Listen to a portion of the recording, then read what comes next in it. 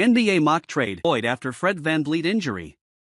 Most of the mock trades involving the Sacramento Kings this offseason have centered around Jonathan Kuminga, who the team has been eyeing most of the summer. Kumigna has the potential to be a great fit next to Keegan, Murray and Domantas Sabonis, but he doesn't address the biggest deficiency in the Kings' frontcourt, defense.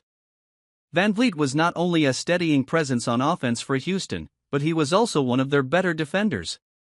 Losing VanVleet likely thrusts Reese Shepherd into the starting lineup after seeing very little time on the court last season as a rookie. Shepherd only played 12.6 minutes per game last season, but he has the potential to turn into one of the best shooters in the NBA. It was expected that Shepherd would start to see some more time on the court, but things change very fast in the NBA. After trading for Kevin Durant, Houston likely expects to compete for a championship and will need to replace at least some of what VanVleet brought to the squad.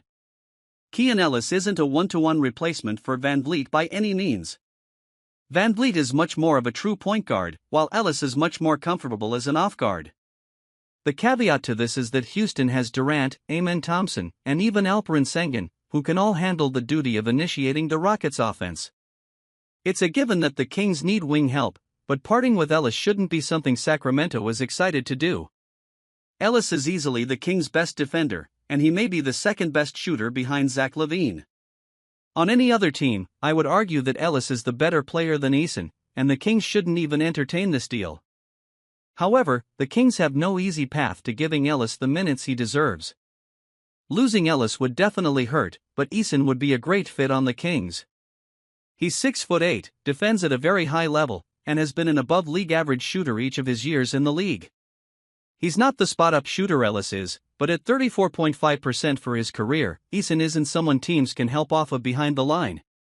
Eason's numbers from last year are solid, but his per 36-minute stats show his potential as a starting-caliber wing in the NBA.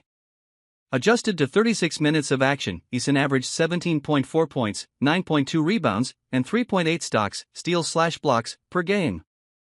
Another worthwhile call-out is that Tari shot nearly 38% on wide-open threes, which you would see a lot of playing with scorers like LaVine and DeRozan. Eason may not ever turn into a high-volume scorer, but the Kings would never need him to be that with their current roster.